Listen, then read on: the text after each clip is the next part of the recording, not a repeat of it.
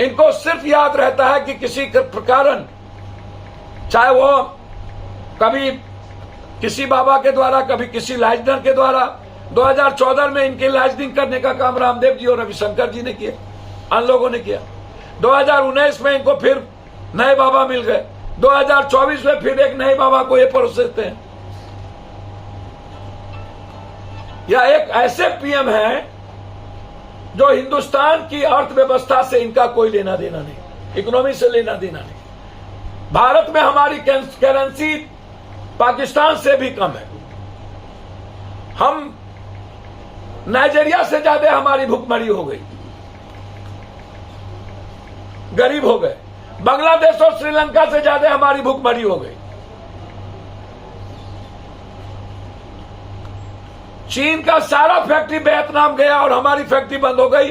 हम एक फैक्ट्री यहां पूंजी निवेश नहीं कर पाए। 9 सालों के अंदर इनकी उपलब्धि भारत में महंगाई है, इनकी उपलब्धि बेरोजगारी है, इनकी उपलब्धि नफरत है, इनकी उपलब्धि दूसरों को गाली देना है, इनकी उपलब्धि सिवाय राहुल गांधी, प्रियंका गांधी, कांग्रेस को गाली देने के अलावे और पाकिस्तान और मुसलमान को टारगेट के अलावे इनके पास कोई उपलब्धि आज तक नहीं। ये एक ऐसा पीएम है जिनके खाते में कोई उपलब्धि नहीं जाएगी। राम मंदिर कोर्ट का निर्णय और सबने हिंदू मुसलमान सिख मंदिर बने, मस्जिद बने, बिल्कुल ओपन है हमारा देश, उस पर इनकी ये उपलब्धि नहीं है। राम मंदिर हमारे सेंटिमेंट से जुड़ा है, हमारे रोजगार से जुड़ा हुआ नहीं है। वो हमको रोजगार नहीं देगा, हमारे किसानों की, महिलाओं की सुरक्षा नहीं करेगा। राम मंदिर मेरे आस्था से जुड़ा हुआ है। हम हिंदुस्तान में वाल्मीकि का मंदिर भी बनाएंगे और हम लोग बनाएंगे, सीता का भी मंदिर बनाएंगे। सीतामढ़ी में एक नई अयोध्या का मैं बार बार शुरू से कहता हूं, लेकिन रोजगार देगा ये चीज? रोजगार पर कोई चर्चा है? एक व्यक्ति जो 9 महीने के बच्चे की तरह पेट में 9 महीना बच्चा रहता है, हमेशा हर हरकत को उन्होंने 9 महीने की तरह किया, 9 साल की तरह नहीं किया। एक व्यक्ति जिनका जन्म गोधरा से पुलवामा तक के बीच जिनकी लाइफ है, और जिन्होंने कभी एक पॉजिटिव सकारात्मक काम के अलावे कभी एक्सीडेंटल पीएम, कभी जननायक मोदी, कभी कश्मीर फाइल, कभी पाकिस्तान। मैं आदरणीय नरेंद्र मोदी 56 इंच के सीने वाले से यह पूछना चाहूंगा कि हिंदुस्तान के पीएम कभी चीन, रूस, अमेरिका, क्या आप किसी सिख के खिलाफ कभी कोई बात बोल पाएंगे? क्या आप कभी क्रिश्चियन के खिलाफ आप एक बार बात करके देखिए, बोल पाएंगे?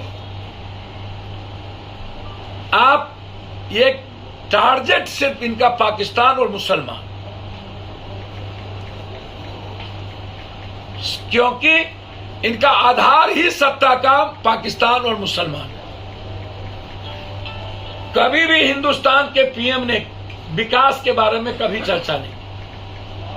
नोटबंदी जो इनके सबसे महत्वपूर्ण मुद्दे एपिसोड था, नोटबंदी बीजेपी और प्रधानमंत्री जी भूल गए, जीएसटी भूल गए, कालाधन भूल गए, जाली नोट भूल गए, 15 लाख रुपया भूल गए, राशि भूल गई, रोजगार भूल गए, महंगाई भूल गई, गैस का कनेक्ट भूल गया, पेट्रोल डीजल की चीजें भूल गई, हल्दी नमक तेल सब भूल गए, महिलाओं की सुरक्षा भूल गए, महिलाओं का सम्मान भूल गए, बेटी पढ़ाओ बेटी बचाओ भूल गए।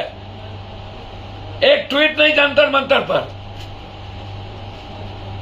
किसानों के 9 महीना का मौत भूल गए, right of education, right of health भूल गए, भारत की इकोनॉमी भूल गए।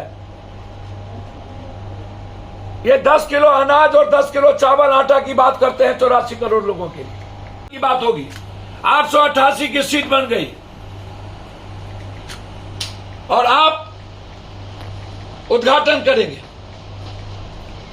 किसी को आपत्ति नहीं है उद्घाटन करने का। जब जरूरत रोजगार की थी तो इन्होंने विस्टा जैसी एक अरबों करोड़ों के इन्होंने पैसे वहां खर्च किए। इनको बेरोजगार और किसानों की चिंता नहीं थी,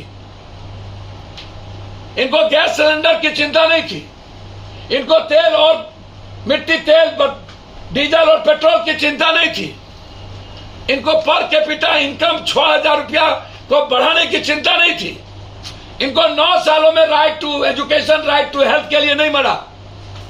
ये सिर्फ दिखावे। राष्ट्रपति एक कॉन्स्टिट्यूशन में सर्वोच्च होते हैं, किसी का विरोध नहीं है। विरोध है कि आप राष्ट्रपति का सम्मान नहीं कर रहे, आप कॉन्स्टिट्यूशन का सम्मान नहीं कर रहे, आप कॉन्स्टिट्यूशन हेड को अलग कर रहे हैं।